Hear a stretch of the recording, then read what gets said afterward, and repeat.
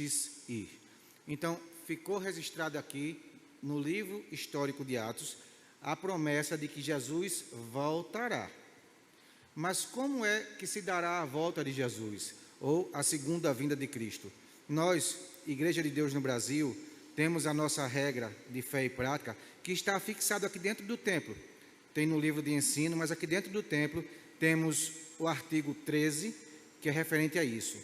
A vinda pré-milenial de Jesus, ou seja, antes do milênio. Primeiro, para arrebatar os vivos e ressuscitar os mortos em Cristo.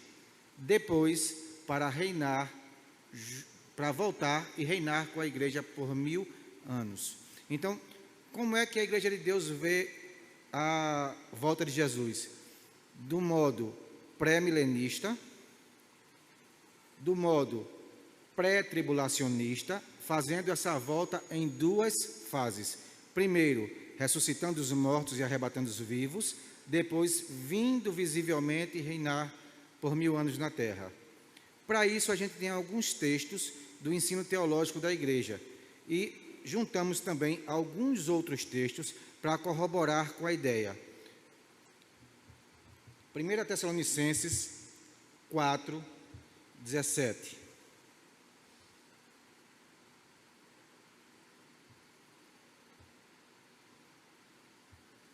Diz assim o texto: depois nós, o que ficarmos vivos, seremos arrebatados juntamente com eles nas nuvens, a encontrar o Senhor nos ares, e assim estaremos sempre com o Senhor. Essa porção de 1 Tessalonicenses, do 13 ao 17, ela trata justamente sobre a questão da segunda vinda e do arrebatamento. Fala da segurança e da esperança que devemos ter naqueles que já foram embora, que morreram e que estão em Cristo, tanto quanto os que estiverem vivos. Um fato interessante é que esse texto também se encontra com outras palavras em 1 Coríntios, no capítulo 15, versículo 52.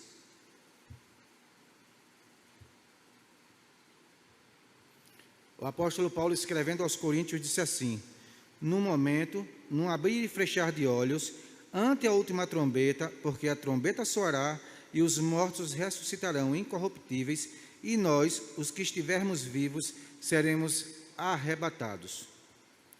Qual o sentido desta questão, desse credo? É que em meio a tantas e tantas teologias, existem escolas de interpretação, e muitos creem que essa volta, esse arrebatamento, tudo isso culmina em um único evento. A Igreja de Deus acredita que são dois eventos distintos: arrebatamento e depois volta. O texto que a gente juntou para corroborar com a ideia é o texto de João, no capítulo 14, versículos de 1 a 3. Evangelho de João, capítulo 14, versos de 1 a 3. Palavras de Jesus diz assim: não se turbe o vosso coração, crede em Deus, crede também em mim. Na casa do meu pai há muitas moradas, e se não fosse assim, eu vos teria dito: vou preparar-vos lugar.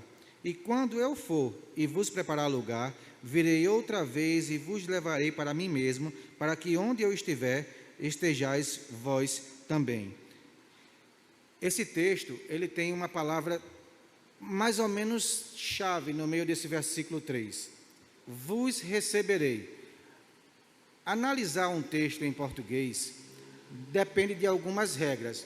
Se alguém que está fora vem para cá, ele nos recebe ou ele é recebido? Ele é recebido. Mas diz o texto que ele vem e nos receberá. Corroborando com a ideia que Paulo escreve aos Tessalônicos e aos Coríntios, a gente se encontrará com ele nos ares. Então ele vem nos encontrar no caminho. Ele não vem à terra. Mas então, irmão, o senhor tem que mostrar que existe um arrebatamento secreto, que existe um arrebatamento invisível. Porque aonde a Bíblia mostra que Jesus vem, que o povo sai e que ninguém vê. Existe texto bíblico para isso, irmãos? Sim ou não? Sim. É possível a gente ver na Bíblia textos assim? É possível. Vamos fazer uma pergunta retórica. Cada um responde a si mesmo. A aula de hoje, o ponto que a gente vai acessar é ressurreição. Jesus ressuscitou? Sim ou não? Ponto fechado? Uma vez que Jesus ressuscitou, as mulheres no domingo pela manhã, logo cedo, levar um guento para, vamos dizer assim, preparar o corpo do Senhor. Chegando lá, um varão que estava acima da pedra sentado, disse a ela: por que procura entre os mortos aquele que vivo está? Em outra passagem dos evangelhos, a gente vê que ele é confundido com o jardineiro, e ele diz às mulheres: olha, vai aos meus discípulos e a Pedro, e dizes a eles que vão para Galiléia, e lá eles me verão. Está em Mateus 28, 10. Isso é fato. Os discípulos o viram na Galiléia, estavam pescando, Jesus chega à beira do mar, começa a assar um peixinho lá, e os discípulos veem ele. Diz o texto, em 1 Coríntios, no capítulo 15, dos versos 5 a 8, que primeiro ele foi visto por Pedro, depois pelos discípulos, e depois por mais de 500 pessoas, até que foi assunto aos céus. Paulo, escrevendo aos Coríntios, ele diz: e desses 500, muitos ainda estão vivos hoje. Tem esse texto? Então Jesus foi visto por mais de 500. Mas a pergunta que eu queria fazer: quando Jesus ressuscita, todo o mundo o vê? Todas as pessoas veem ele? Ele se apresentou a Caifás, a Anás, a Herodes, a Pilatos. Ele se apresentou aos soldados romanos. Todo mundo viu ele? Não. Na questão da vinda visível de Jesus, a palavra usada no grego é parousia. A parousia é uma vinda visível. Ele diz em Mateus, no capítulo 24, versículo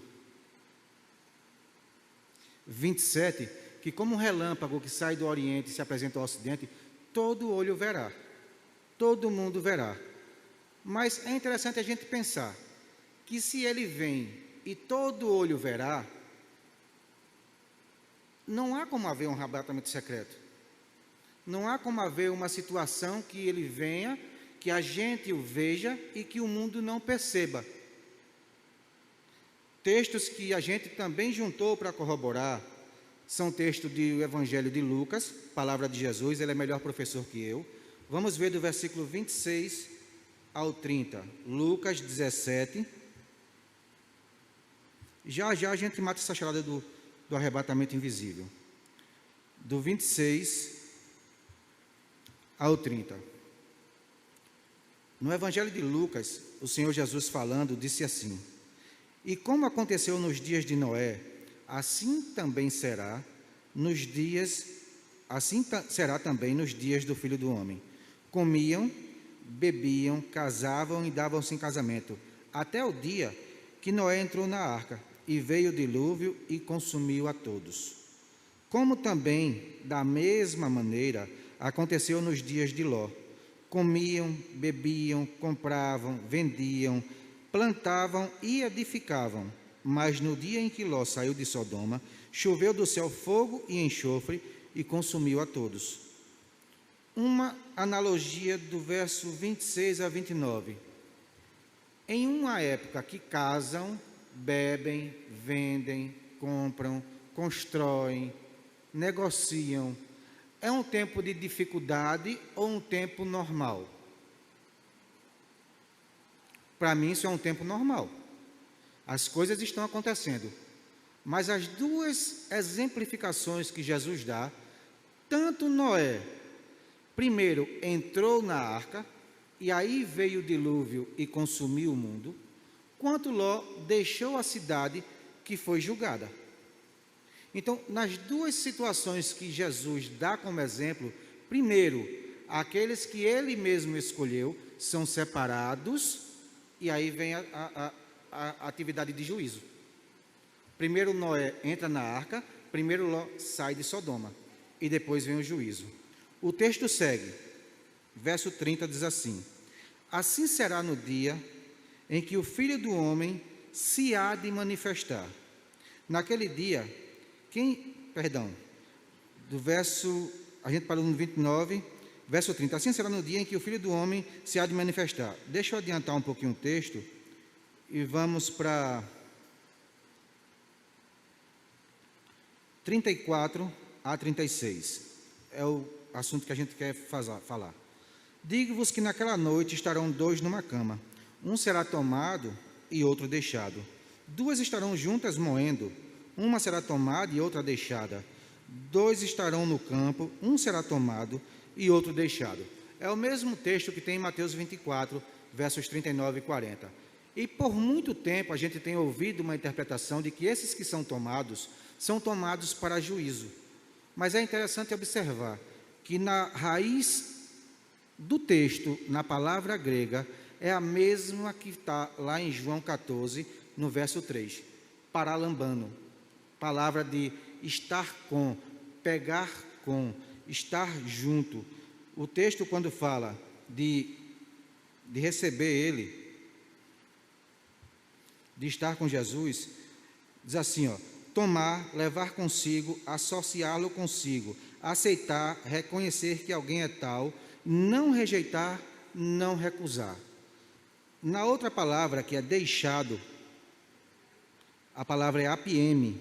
E qual o significado dela?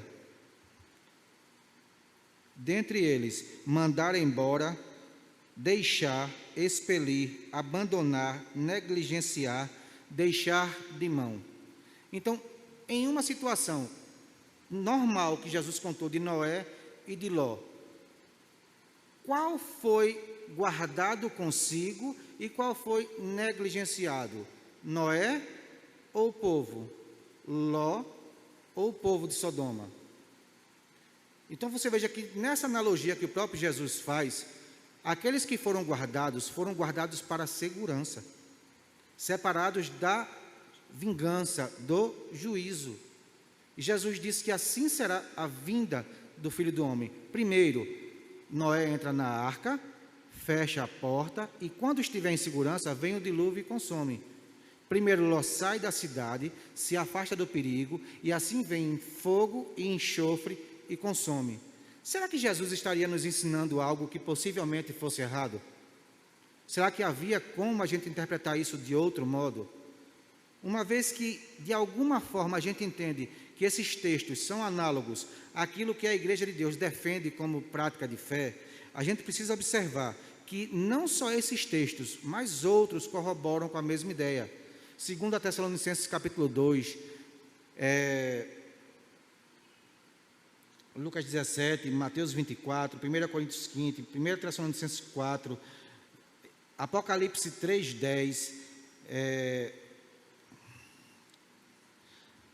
Apocalipse 3:10, Atos 24:36, 1 Tessalonicenses 1:10, Romanos 5:9, Lucas 21:36, todos esses textos afirmam que a igreja será guardada da ira de Deus, que a igreja não participará da ira de Deus, da vingança de Deus. Então, de alguma forma, o que a gente precisa entender é que esses textos estão em harmonia. Por quê?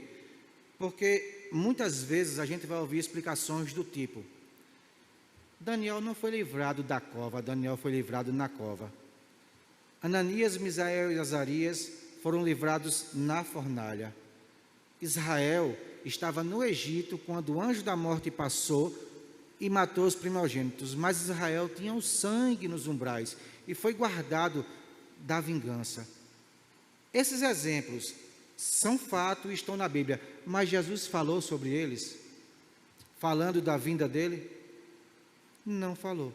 E por que muitos querem aplicar esses exemplos como algo relacionado à vinda de Jesus? Se o próprio Jesus não falou, quem está falando sou eu, que sou humano. E uma vez que eu sou humano, você prefere acreditar em mim ou em Jesus? Eu fico com a palavra de Jesus. Ele disse que primeiro vai haver uma segurança para os seus, e depois vem o juízo.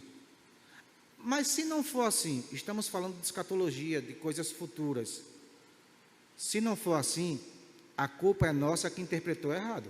Mas é o que está escrito e o que a gente pode se pautar para poder explicar. Uma vez que a própria Bíblia, com palavras de Jesus, nos mostra exemplos acredito que não há como participar de um estudo referente ao assunto e não utilizar os ensinos que o próprio Cristo dá.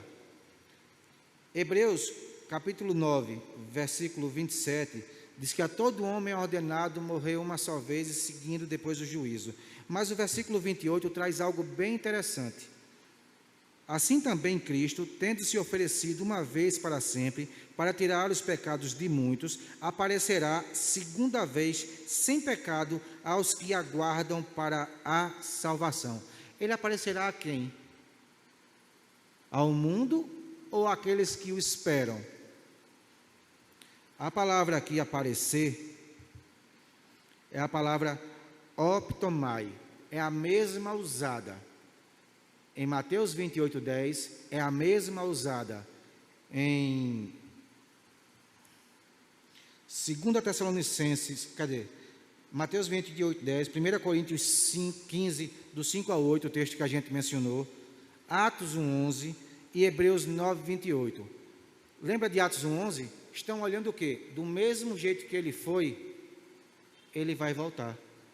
Uma vez que somente eu, vi Cristo, e o seu algoz não viu, podem chamar de arrebatamento secreto, pode chamar de arrebatamento invisível, pode chamar de arrebatamento misterioso, eu acredito.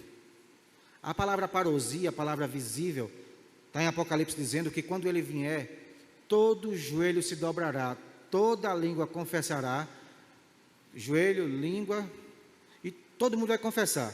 A pergunta que faço: a igreja, a noiva do Senhor, já o confessou? Ou vai esperar ele vir nas nuvens para confessá-lo? Porque diz o texto de Apocalipse que todos se lamentarão. E uma vez que há lamento, há algo que está mais ou menos diferente daquilo que a igreja já vive. A igreja vive anelando, ansiando, desejando que o noivo venha. A palavra maranata significa justamente isso. Ora, vem agora, vem depressa, eu te espero. Não há como você esperar algo e na hora que chega você dizer: mas por que veio? Para que veio? Qual a necessidade dele vir? Uma vez que eu lamento, eu não estou pronto para me encontrar com o Senhor. A iminência bíblica é uma doutrina muito repetida no Novo Testamento. E se a gente não acredita que ele pode vir hoje e que ele pode vir agora, de que adianta a iminência? A iminência bíblica diz que a gente deve vigiar, como atalaia, estar pronto, com azeite de sobra, com azeite na candeia, esperando que o noivo diga: venha. Somente isso.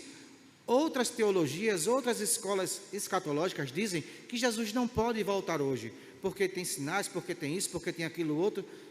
Se não há uma iminência, não há uma lógica de arrebatamento a qualquer momento.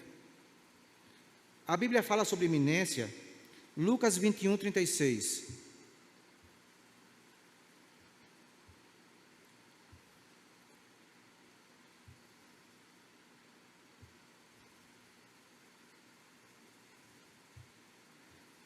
Vigiai, pois, em todo o tempo. Quando? Em todo o tempo. Orando, para que sejais ávidos por dignos de evitar todas estas coisas. Há uma possibilidade de evitar? Há. Como? Estando em atalaia, estando em vigilância. E de estar de pé diante do Filho do Homem. Romanos 5:9.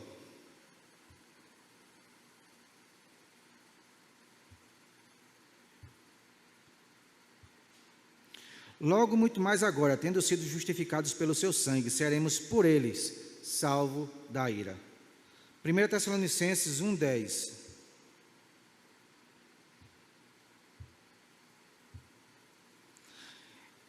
A esperar dos céus, seu Filho, a quem ressuscitou dentre os mortos, a saber, Jesus Cristo, que nos livra da ira futura. Apocalipse 3:10.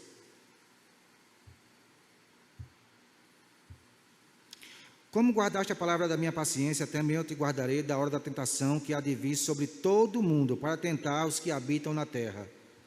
Mateus 24:36, o mesmo sermão profético.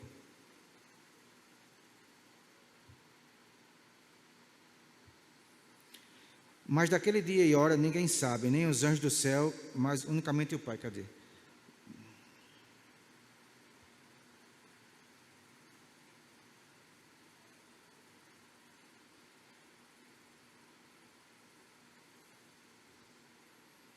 Anotei errado essa referência, não é Mateus 24:36 não. Essa eu vou ficar devendo. A palavra optomai, ela é correlata, ela é equivalente à palavra parousia. Só que a parousia é uma vista plena por todos. E optomai é a vista a quem quiser. Quando Jesus disse que, quando o anjo fala em Atos 1:11, que Jesus voltará do mesmo jeito, do mesmo modo, da mesma maneira, a palavra que é usada em Mateus 28:10, em 1 Coríntios 15, de 5 a 8, todas as vezes que foi visto. Em Hebreus 9:28, é optomai, que diz que ele se permite ser visto. Ele deixa que o vejam. Então, observe que há uma condição que Jesus escolhe a quem quer aparecer. Hebreus 9:28 diz que ele aparecerá àqueles que o esperam. Mas aí a gente entra em outras questões. Exemplo. Algumas correntes dizem que todas estas coisas aconteceram até o ano 70, com a destruição de Jerusalém e a diáspora, que foi a dispersão de Israel pelo mundo. Se isso tivesse acontecido no ano 70, do nosso calendário cronológico, o Apocalipse de João foi escrito no ano 100, aproximadamente 30 anos depois. E Apocalipse de João, no versículo 19 do primeiro capítulo, o próprio Senhor, na visão que João tem, diz a ele: escreve as coisas que são, as que estão e as que serão depois destas.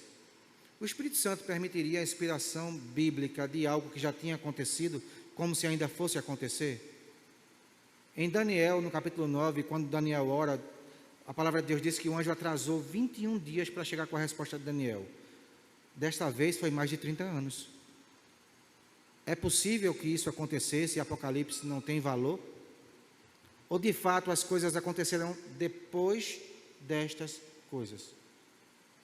Porque no ano 100, Jerusalém já estava destruída, o povo já estava disperso no mundo e tudo já estava virado. Então, há com certeza um pensamento lógico de que se as coisas vão acontecer depois, o pensamento que tudo ocorreu até o ano 70, está errado. Outra situação é sobre a questão do período das bodas. As bodas vai durar 7 anos, onde é que isso fala? Se o arrebatamento é no início da tribulação, e a tribulação é interpretada como 7 anos, quer dizer que a igreja vai passar 7 anos com Cristo lá, e depois, somente depois que vai voltar? Eu imagino a condição de um ser humano natural desfrutar de ver a presença celestial do rei e está talvez com seu relógio, que não vai funcionar lá, marcando, faz um mês que eu estou aqui, faz 2 horas e 15 minutos, faz 1 ano, ainda falta 6, está lá com saudade daqui? Qual o sentido disso, dessa pergunta de 7 anos? Mas para aqueles que assim o fazem, Atos dos Apóstolos, capítulo 1, versículos 6 e 7, tem uma pergunta que os discípulos fazem ao Senhor antes dele subir aos céus. Os discípulos dizem assim: aqueles, pois, que se haviam reunido, perguntaram-lhe, dizendo: Senhor, restaurarás tu neste tempo o reino a Israel? E disse-lhe Jesus: não vos pertence saber os tempos e as estações que o Pai estabeleceu pelo seu próprio poder. Para nós, tempos e estações. Para a escrita do grego, cronos e kairos. Simplificando, para Deus guardar para si mesmo o tempo de ontem, hoje e amanhã, que a gente vive, e a eternidade que pertence a Ele. Tanto o tempo cronológico como a eternidade, Deus estabeleceu para Ele mesmo.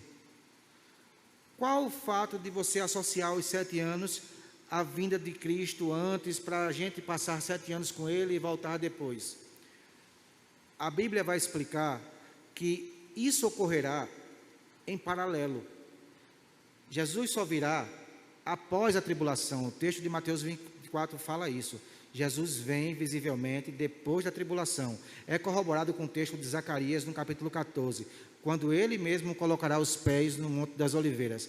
Mas espera aí, se ele vem no final da tribulação e o arrebatamento se dá no final da tribulação, em que tempo a gente encaixaria as bodas, o bema, o tribunal de Cristo?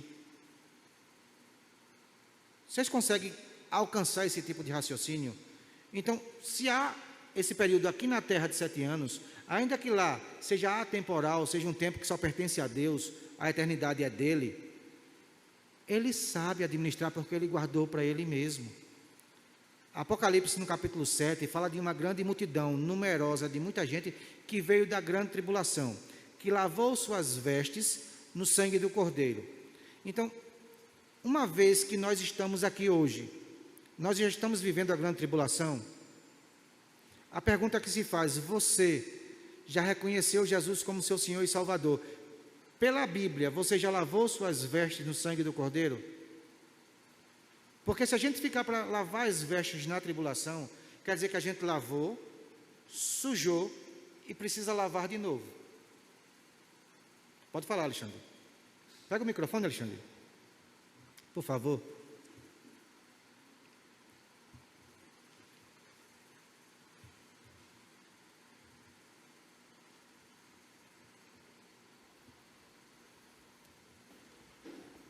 Esse é um tema que eu gosto bastante, queria tirar uma dúvida contigo e retomar o início da aula, né? Você falou do texto aqui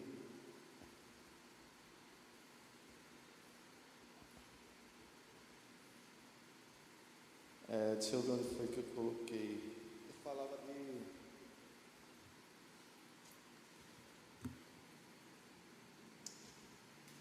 acho que acabei desmarcando, mas enfim, a pergunta é o seguinte: você falou que citou aqueles textos de lá Sobre o que é? de Ló, Certo. não é isso? Que Deus ele separou a família de Noé, não é isso? E logo depois disso veio o juízo.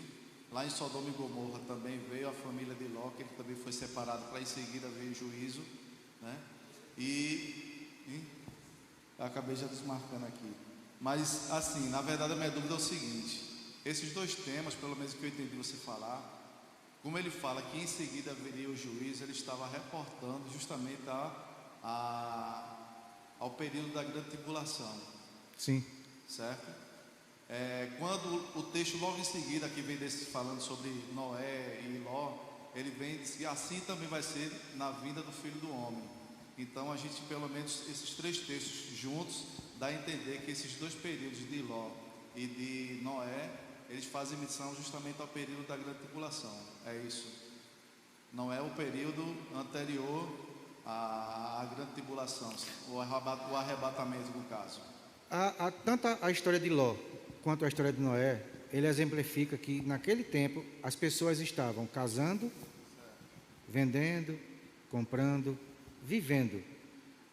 Uma exemplificação dessa que a Bíblia traz, de comprar, de vender, de casar, isso simboliza uma época de conflito? Não. Então eles foram separados ainda numa época de paz, ainda numa época de normalidade. Paz desde que o mundo pecou não tem mais, mas dentro de uma época de normalidade. Não foi uma época de assiduidade, de vingança. Pode falar. Que a gente não pode associar, pelo menos eu entendo dessa forma, associar esses dois eventos, né, como antes do arrebatamento, porque a gente sabe que após o arrebatamento, durante o período da grande tribulação, ainda haverá salvação, né? Então, se a gente dizer que Deus separou para poder vir o juízo, então aquelas pessoas que estão passando pela grande tribulação, que vier realmente a aceitar o evangelho do reino, eles não vão alcançar a misericórdia de Deus, vamos dizer assim, né? Você tocou num ponto que é divergente para as duas escolas. A corrente pré-tribulacional, ela crê que haverá salvação durante a tribulação. A corrente da pós-tribulação, ela não crê que haverá salvação. Porque alguns textos de Apocalipse vai dizer assim: depois que morreu um terço da população, ainda não se arrependeram das suas práticas, tal, tal, tal. Então, alguns textos dizem que parte da população não vai se arrepender, mesmo o circo pegando fogo. Então, a corrente pré-tribulacionista acredita que há salvação. Por quê? Porque na corrente pré-tribulacionista, a gente faz a distinção entre Israel e igreja. A gente separa como dois povos distintos. Uma vez que o próprio Paulo, escrevendo aos Coríntios, no capítulo 10, versículo 32, ele diz: olha, não escandalizeis nem a igreja de Deus, nem a igreja, nem os judeus, nem os gentios. Paulo distingue em três tipos de pessoas. Igreja de Deus são aqueles que se converteram a Cristo. Judeus, aqueles que são convertidos a Deus, mas não reconhecem o Messias. E gentios, aqueles que não querem conversa nem com Deus, nem com Cristo. Então, Paulo traz a analogia de que há a distinção. No capítulo 23 do Evangelho de Mateus, já no finalzinho do texto do capítulo 23, naquela seção de hipócritas, hipócritas, hipócritas, Jesus faz uma declaração dizendo assim: quantas vezes eu tentei vos ajuntar, como a mãe faz com os filhos, como a galinha faz com os pintos, e vocês não quiseram. Então vos declaro que desde agora não mais me vereis, até que digam: bendito o que vem em nome do Senhor. Jesus, ele quebra uma aliança com eles e diz que eles reconhecerão o senhorio de Cristo em uma ocasião específica. No mesmo Evangelho de Mateus, vai iniciar o capítulo 24, que é o sermão profético, 25 ainda é a continuação, 26, 27 e 28. E ele finaliza o texto dizendo: todo poder me foi dado no céu e na terra. Então vão, ide, fazei discípulos em todas as nações, batizando-as e ensinando-as a guardar tudo o que vos tenho ensinado. E eis que estarei convosco até ao fim dos tempos. Então, você veja que o mesmo escritor, escrevendo ao mesmo público, ele dá uma fala de Jesus em um momento dizendo que não estará com o povo, e em outro momento dizendo que estará com o povo para sempre. Ou a gente acredita que Jesus é bipolar, e ele ora quer o povo, ora não quer, ou é mais fácil a gente entender que Jesus, ele é de fato quem é, e que ele se dirige a dois públicos distintos. A um público, ele diz: segura aí. Ao outro público, ele diz: estamos juntos. Por quê? Porque isso corrobora com a ideia de João. O Evangelho de João diz que Jesus veio para os seus, mas os seus não quiseram, rejeitaram. E uma vez que não quiseram, o próprio João escrevendo diz: mas a todos quantos o receberam, deu-lhes o direito de serem feitos filhos de Deus, aos que creram no seu nome. Então você veja que a ideia, ela é paralela. Romanos 9 a 11 diz que Israel tem chance. Paulo disse: risca meu próprio nome. Risca. Do mesmo jeito que Moisés falou, Paulo falou. Mas Romanos 10, no versículo... Perdão se é o 10 ou 9. Do versículo 9 ao 10 diz que todo aquele que confessar o Senhor e crer no seu coração que Jesus ressuscitou dos mortos será salvo. Então, há uma esperança para Israel. Há ainda uma aliança com Israel. E por que eu digo isso? Porque a corrente pré-tribulacionista crê que as promessas de Israel é de um tipo e as da igreja é de outro. As promessas de Israel é terra que mana leite e mel. É reinar com o Senhor aqui na terra. Ele será o rei que falou a Davi que não faltaria rei no seu trono. A promessa da igreja é ser a noiva, é desfrutar as bodas, é ser a esposa do Cordeiro. Nós somos na terra apenas peregrinos, porque a nossa pátria não é aqui, é nos céus. Então Jesus diz: passará céus e terra, mas as minhas palavras não. Apocalipse declara: eis que vejo novo céu e nova terra. É essa que a gente quer. Novo céu e nova terra, descendo, ataviada como a noiva. Tal. Então, são promessas distintas. Continua teu raciocínio. Não, então, é mais ou menos isso, sabe? Porque como você tinha atrelado daqueles dois eventos, né, de Noé e de Ló, e que tinha dito que logo em seguida haveria o juízo, né? Então eu entendi que fazendo fazendo a semelhança desses dois textos com o texto seguinte, que diz: assim será no dia da vinda do Filho do Homem, né, estaria atrelado justamente a esse período de grande tribulação, né? E a outra pergunta que eu ia te falar, você já adiantou um pouco no grupo do WhatsApp, lá que eu tinha perguntado, era que no dia que Jesus subiu aos céus, né, algumas pessoas foi que viram esse evento, não foram todos, né? E quando Jesus ele voltar, né, eu pelo menos até tinha colocado lá no texto que todo olho verá, né? Mas aí você fez aquele comentário que do mesmo jeito, né, que eles vão subir, que foram alguns que viram, não serão todos também que vão presenciar visivelmente a vida de Jesus. É isso mesmo. Isso é o que a Bíblia fala. A Bíblia fala que Jesus apareceu a Pedro, aos 12, a 500 pessoas. Isso é um fato que a Bíblia diz e é indiscutível.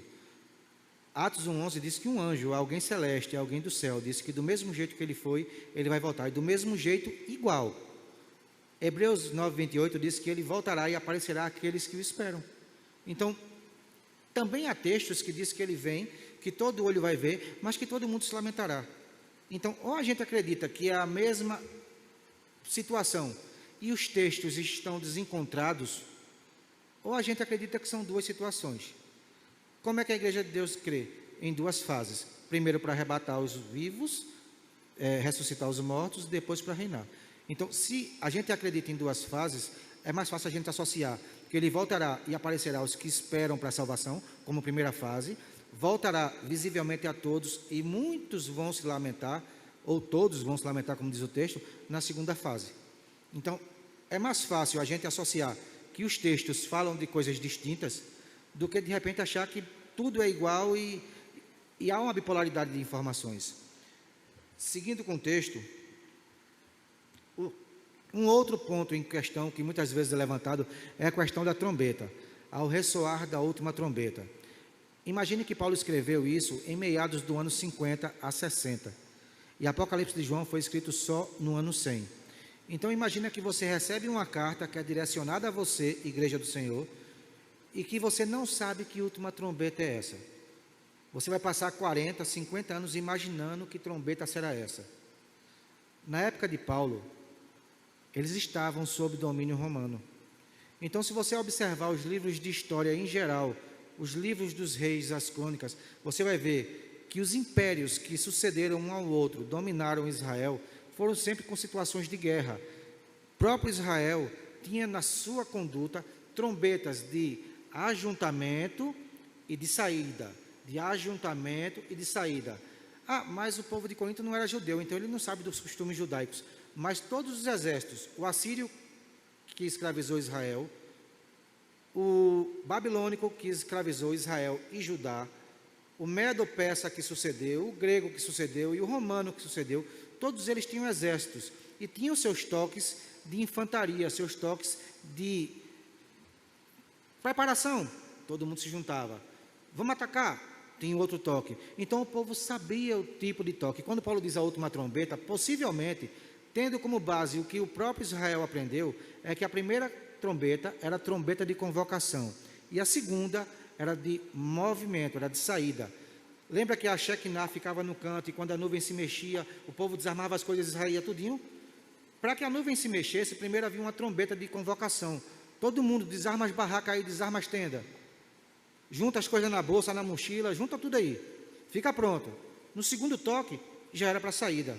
E quando Paulo fala da segunda, perdão, ele não fala da segunda, eu falei. Quando Paulo fala da última trombeta, o povo a quem foi escrito a carta sabia que trombeta era essa. Porque você imagina, Paulo escreve no ano 50, vamos botar 60. A carta aos Coríntios, a carta aos Tessalônicos. Somente no ano 100 vai chegar a informação de João que existe a 7ª trombeta. Paulo já tinha morrido, Pedro já tinha morrido, a maior parte do povo de Tessalônica, de Corinto, já estava morto ou disperso. Não tem lógica. Uma vez que Apocalipse começa com as coisas que são e as que serão depois destas, e uma vez que Apocalipse traz 7 trombetas, ao contrário de todas as outras, dos costumes dos israelitas, dos assírios, dos babilônicos, dos gregos, todos esses exércitos tinham toques de trombeta. Israel estava acostumado com isso. O povo de Corinto, que era subordinado a Roma, estava acostumado com isso.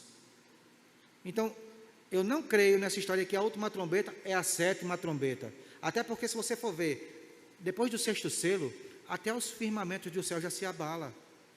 Então, se a gente esperar a 7ª trombeta, tudo já aconteceu. Tudo já aconteceu. Aí alguém vai dizer assim, não, mas ainda vai derramar as 7 taças da ira. Então vamos pensar, se a 7ª trombeta acontece e só aí a igreja sai, ou Jesus vem, porque no ressoar da trombeta ele virá, e virá com os santos, e ele vai vir para cá para receber a ira, para estar aqui já com a gente já junto da ira. Qual é a lógica que tem que ele nos livra da ira? Então a trombeta, para mim, no meu entendimento, não tem a ver com a 7ª trombeta, é um toque de retirada. Acredito que, sinteticamente, a gente passou tudo que deveria ter passado na semana passada e por algumas situações não foi concluído. Ficou dúvidas? Quer fazer uma pergunta, Fabiola? Microfone, por favor, Alexandre.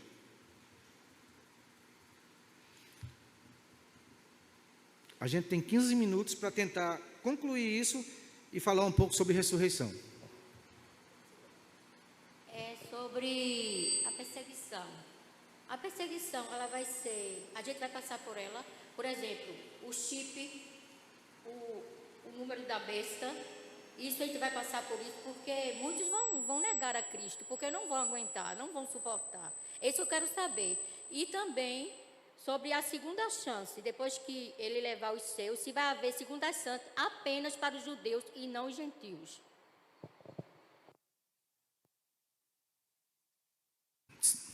Chip e marca e tudo isso vai ocorrer na tribulação. Quem ficar para ela verá e vai usar.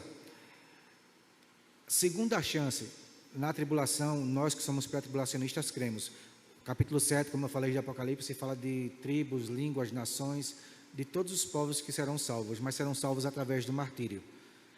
A condição de ser salvo na segunda chance, imagina que você hoje tem paz para congregar, não é em todos os lugares do mundo, existem lugares que a igreja é perseguida, mas aqui no Brasil pelo menos, você tem paz para congregar, você tem o Espírito Santo te auxiliando, e você espera talvez uma segunda chance sem nada disso. Na segunda chance, se é do jeito que a Bíblia descreve, será feita pela morte. Ou você aceita a marca e nega a Cristo, ou você será morto. Você tem que imaginar, se hoje com facilidade muita gente cochila na fé, imagina no momento de dificuldade como será. Eu espero não passar por nenhuma dessas situações. Mais alguma coisa? Vamos seguir. João capítulo 5, verso 28 e 29, tema ressurreição. Espero que essa gente consiga abordar de modo mais rápido. João 5, 28 e 29.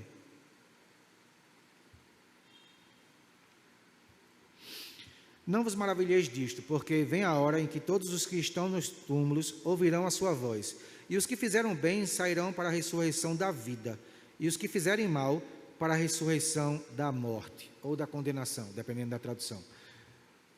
Um simples fato, todos que já estão no pó vão ressuscitar. Isso é algo que já era falado no Velho Testamento. Há escritos proféticos que falam sobre isso. Daniel 12, verso 1 e 2. Só o 2, vamos enxugar. Daniel 12, 2. Muitos dos que dormem no pó da terra ressuscitarão, uns para a vida eterna e outros para desprezo eterno. Isaías 26, 19. Novamente eu vos digo, se vocês não quiserem anotar agora, a gente coloca tudo isso depois no grupo, tá? Os teus mortos e também o meu cadáver viverão e ressuscitarão. Despertai e exultai, os que habitais no pó, porque o teu orvalho será como o orvalho das ervas, e a terra dará à luz os seus mortos. Jó 19, 25 e 26.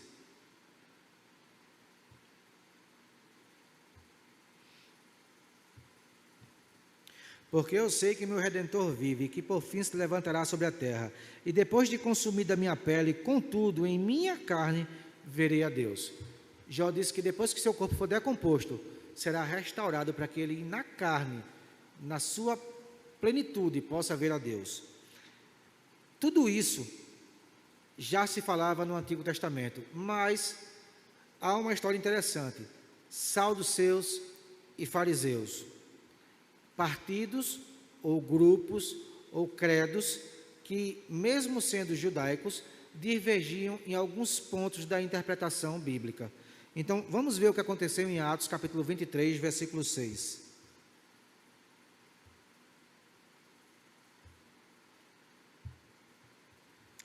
E Paulo, sabendo que uma parte era de saduceus e outra de fariseus, clamou ao conselho: homens, irmãos, eu sou fariseu, filho de fariseu, no tocante à esperança e ressurreição dos mortos, sou julgado.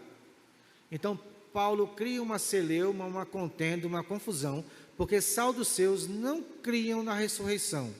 Em outros pontos também, mas no tocante à ressurreição eles não criam.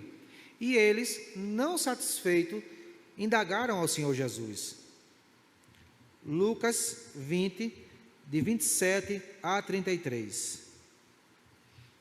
Lucas 20, de 27 a 33. Esse texto paralelo se encontra em Mateus 22, de 23 a 33. Diz assim: chegando-se alguns dos saduceus, que dizem não haver ressurreição, perguntaram-lhe, dizendo: mestre, Moisés nos deixou escrito que se o irmão falecer, tendo mulher e não deixar filhos, o irmão dele deve tomar essa mulher e suscitar a ele posteridade. Houve, pois, 7 irmãos. O primeiro casou e morreu sem filhos. Tornou a casar a mulher com o segundo irmão, que morreu sem filhos. O terceiro irmão, quarto, quinto, até que morreram os 7. Por fim, morreu a mulher. Na ressurreição, qual destes será o esposo dessa mulher, visto que os 7 a tiveram por mulher? Respondeu Jesus, verso 34: os filhos deste mundo casam-se e dão-se em casamento, mas os que forem ávidos, dignos de alcançar o mundo vindouro e a ressurreição dentre os mortos, nem hão de casar, nem ser dados em casamento, porque já não podem mais morrer, pois são iguais aos anjos e são filhos de Deus, sendo filhos da ressurreição. E que os mortos hão de ressuscitar, também o mostrou Moisés junto à sarça, quando a chama do Senhor Deus de Abraão, de Isaque e de Jacó. Ora, Deus é Deus de mortos, mas de vivos, porque para ele vivem todos. Então, uma vez que Jesus fala com os saduceus e dá a eles essa explicação de que o Deus de Abraão não pode ser o Deus de um cadáver. Se vocês creem nesse Deus, para Deus, Abraão vive. O Deus de Jacó não é o Deus de um defunto. É um Deus de alguém que vive para Deus. Então, uma vez que os mortos que foram sepultados para Deus estão vivos, há uma esperança de ressurreição. Isso para nós hoje é mais fácil e concreto, porque cremos na ressurreição do próprio Senhor Jesus.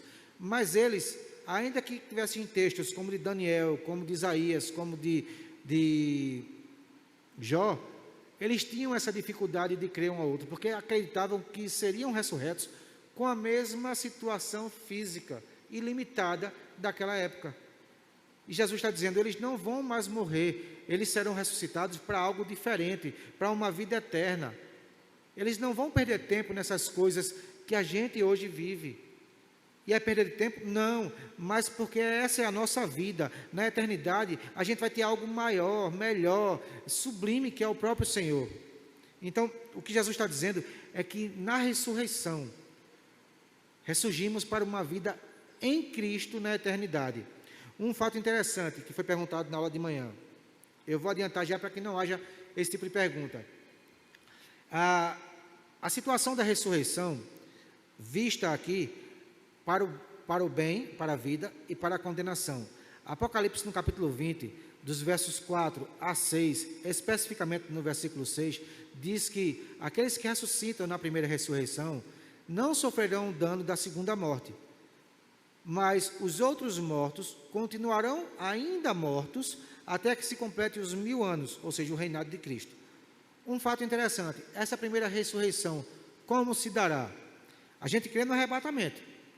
A gente crê que haverá salvação na tribulação. a gente crê que o próprio Cristo já ressuscitou. Essa ressurreição é algo único ou é algo em partes? Como método, como qualidade, como modalidade, duas ressurreições. Uma para a vida e uma para a condenação.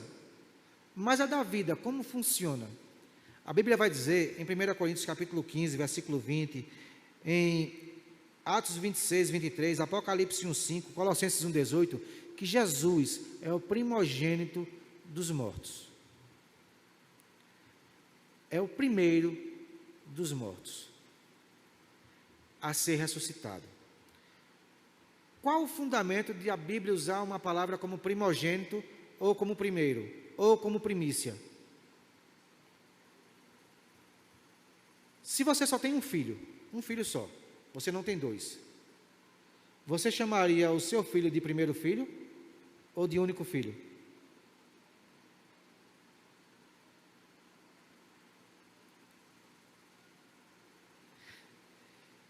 Deixa eu ver aqui quem... Emerson vai ser pai, é professor daqui da escola. É gêmeos? É gêmeos ou é um único filho? É um só? Se eu perguntasse a você, seu filho ou filha, não sei se já sabe o sexo, qual é? É o primeiro filho seu? Ou você me apresentaria ele como seu primeiro filho? Seria possível você me apresentar ele como primeiro filho? Se você me apresentar ele como único, e você tiver o segundo filho, ele passará a ser o primeiro. Mas se você só tem um, não há como você dizer que ele é o primeiro, porque aí você já está, de certa forma, profetizando que você terá outros. Quando Jesus é o primeiro, haverá segundo, possivelmente terceiro, e aí por diante. Quando a Bíblia fala de Jesus como Filho único de Deus, ela usa a palavra unigênito. Mas quando a Bíblia relata que Jesus é o primogênito, é o primeiro de alguns. Uma vez que Jesus é o primeiro, a Bíblia relata outras ressurreições dessas transformadas, porque se a gente for ver na história cronológica, Jesus mesmo em vida ressuscitou Lázaro, o filho da viúva, ressuscitou a menina de Jairo. Então você vê que houveram ressurreições comuns. Mateus 27, 52 diz que na morte de Cristo, um terremoto houve, muitos sepulcros se abriram e muitos mortos daquela época ressuscitaram e voltaram para as suas casas. Mas a ressurreição para a vida eterna, Jesus é a primícia, Jesus é o primeiro. Apocalipse 11, 11 diz que as duas testemunhas que pregarão no tempo da tribulação serão mortas, expostas ao público, e depois de 3 dias e meio, 3 anos e meio, livro profético, eles ressuscitarão e serão arrebatados, serão levados ao céu. A Bíblia diz que aqueles que morreram na tribulação serão ressuscitados. E a gente crê num arrebatamento prévio, onde os mortos também serão ressuscitados. Todos esses mortos que serão ressuscitados como primeira ressurreição, ou a ressurreição da vida. Aos Efésios, Paulo escreve dizendo que aquele que desceu, Jesus, é o mesmo que subiu, e levou cativo o cativeiro. É um texto único, a gente não pode criar doutrina em cima dele, mas é um texto que nos traz pelo menos uma reflexão. O que significa cativo? Preso. O que significa cativeiro? Local de presos. Pedro, discussando em Atos, depois da descida do Espírito Santo, Pedro disse que a morte não teve como retê-lo, porque ele não tinha pecado. E sem pecado a morte não pôde deixá-lo cativo, ela teve que soltá-lo, e ele voltou à vida. Deus o ressuscitou dos mortos, de entre os mortos. Uma vez que Jesus foi ao cativeiro, e levou cativo o cativeiro, Paulo escrevendo, ele diz que de modo algum nós que estivermos vivos precederemos aqueles que já morreram, porque em Cristo eles estão. Como é que você pode afirmar isso? Paulo diz, queria eu morrer agora e estar com o Senhor, mas pela necessidade de vocês, por amor de vocês, fico eu mais na carne. Então, qual o sentido de Paulo dizer que morrendo estaria com Cristo, se o local de onde os mortos estão é em Cristo? Uma vez que o próprio Cristo prometeu, estarei com vocês para sempre. Como é que a gente não chega primeiro do que eles? Eles já estão lá, mas é uma explicação inexplicável. Quando o arrebatamento ocorrer, quando nós formos transformados, chegaremos lá igual com eles. Eles já desfrutam de algo que a gente até brincando chama sala de espera, já desfrutam de um pré-gozo, mas quando isso ocorrer de fato, todos de igual modo chegarão à presença do Santo, à presença do Senhor. A ressurreição é uma doutrina falada no Velho Testamento, mal interpretada pelos saduceus, crida pelos fariseus, mas para o cristianismo é certeza, porque na soteriologia, na salvação, uma vez que nós deixamos o velho homem e trilhamos uma nova vida, tudo só culmina, só completa, só está de fato concretizado quando deixarmos esse corpo de corrupção e recebermos do Senhor um corpo incorruptível, onde não haverá mais dor, nem morte, nem choro, nem nada. Então a ressurreição é como se fosse a coroa daquilo que nós tanto anelamos e desejamos com o Senhor. Paulo, ele escreve a Timóteo e diz assim, olha, eu sei que a minha carreira está chegando ao fim, eu já estou sendo entregue como sacrifício vivo, como libação, mas a minha coroa já está pronta, e eu vou receber dele. Ou seja, Paulo atravessa os portais que dividem no seu imaginário intelectual, escrevendo vida e morte como nascimento para a eternidade com Cristo, porque a ressurreição é um fato consumado. O nosso Senhor vive, o nosso Senhor está vivo, e porque Ele vive, diz a canção, nós podemos crer no amanhã. Perguntas? Desculpem a pressa das informações, é porque fomos um pouco atrapalhados na outra aula, mas aí eu tentei compensar vocês. Se não ficou claro algum ponto, nós temos na classe DAN um grupo de WhatsApp. Se você ainda não faz parte desse grupo, me procura Emerson, a gente vai estar adicionando você. No grupo, essa aula não tem fim. Só quando chegar a semana que vem, começar a aula da semana que vem. No grupo, os debates, as perguntas, as questões podem continuar acontecendo. Se você quer participar, se você tem interesse de estar inserido nesse grupo de WhatsApp, procura a gente depois da aula. Emerson, vem encerrar.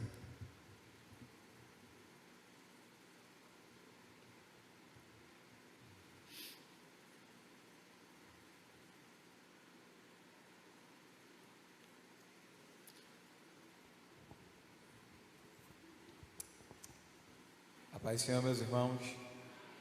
Deus abençoe nosso professor Sóstenes, que conseguiu trabalhar dois temas tão complexos em tão pouco tempo, né?